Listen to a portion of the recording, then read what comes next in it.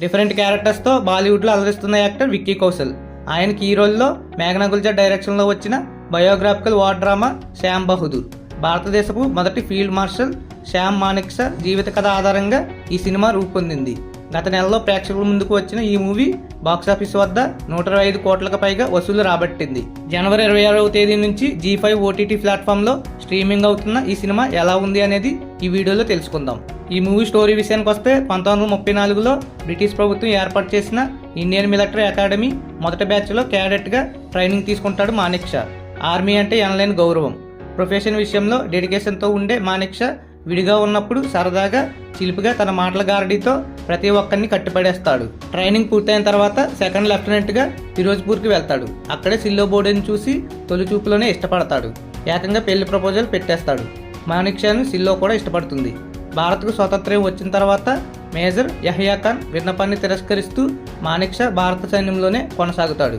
భారత్లో కశ్మీర్ విలీనం, చైనాతో యుద్ధం, తూర్పు పాకిస్తాన్ విముక్తి పోరాటం ఇలా చరిత్రలో అరుదైన అధ్యాయాల్లో మానేక్షా ఎలాంటి పాత్ర పోషించారు, క్లిష్ట సమయాల్లో ప్రైమ్ మినిస్టర్ సైతం ఒప్పించి ఆయన తీసుకున్న కఠినమైన నిర్ణయాలేమిటి అనేది తెలియాలంటే ఈ సినిమాని చూడాల్సిందే.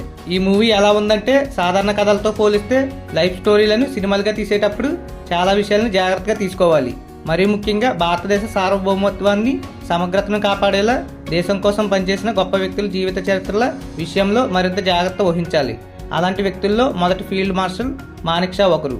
ఆయన జీవిత కథను భావితరాలకు స్ఫూర్తినిచ్చేలా అద్భుత సినిమాగా తీయడంలో డైరెక్టర్ మేఘనా గుల్జర్ విజయం సాధించారు.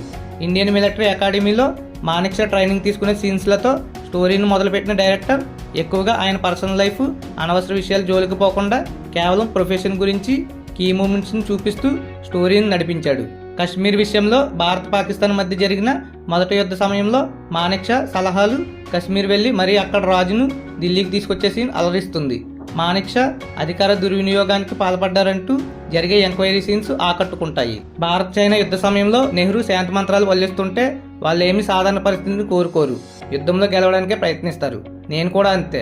నాకిక్కడ పని లేకపోతే నేను వెళ్ళిపోవడానికి సిద్ధమే. దేశం కోసం చనిపోవడం సైనికుడి బాధ్యత కాదు, శత్రువుని చంపి దేశాన్ని కాపాడటం అంటూ మానేక్షా చెప్పే డైలాగ్స్ గూస్ బంప్స్ వచ్చేలా ఉంటాయి.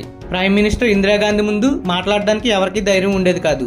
అలాంటిది ఈస్ట్ పాకిస్తాన్ విముక్తి పోరాటానికి మద్దతు తెలుపుతూ పాకిస్తాన్పై ఇందిరా యుద్ధ ప్రతిపాదన తెస్తే మేమిప్పుడు సిద్ధంగా లేము, మీరు యుద్ధం ఆదేశిస్తే ఇప్పుడే రాజీనామా చేస్తా, ఎందుకంటే ఓడిపోయే యుద్ధం నేను చేయను అంటూ ఆమె నిర్ణయాన్ని మానేక్షా ధైర్యంగా తోసిపుచ్చే సీన్ హైలైట్. యుద్ధ సమయంలో ఇక సైనికులను ఉద్దేశిస్తూ సైనికుడి గౌరవం అతడు ధరించే దుస్తుల్లో ఉంటుంది అంటూ ఆయన ఇచ్చే ఇన్స్పిరేషన్ స్పీచ్ గూస్ బంప్స్ వచ్చేలా చేస్తుంది.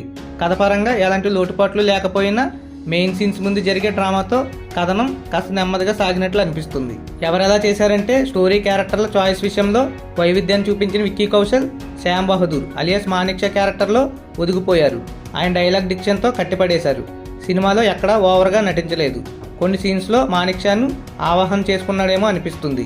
ఇందిరాగాంధీ క్యారెక్టర్కు తగిన విధంగా ఫాతిమా సన్షేక్ కనిపించిన తీరు హుందాగా ఉంది.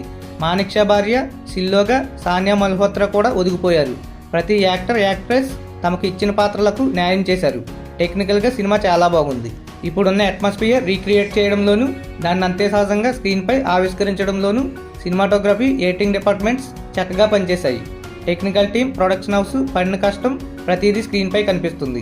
అనవసర కమర్షియల్ అంగులకు పోకుండా మానేక్షా జీవిత కథను డిస్టర్బ్ చేయకుండా ప్రతి భారతీయుడికి కనెక్ట్ అయ్యేలా శ్యామ్ బహదూర్ను మేఘనా గుల్జర్ తీశారు. కుటుంబంతో కలిసి చూడొచ్చా అంటే నవభారత చరిత్రగతిని మలుపు తిప్పిన గొప్ప వ్యక్తుల గురించి నేటి యువత తప్పక తెలుసుకోవాలి.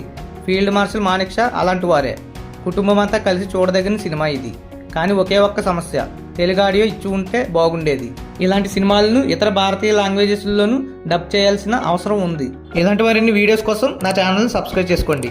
సబ్స్క్రైబ్ చేయడం మాత్రం మర్చిపోకండి. Please do subscribe.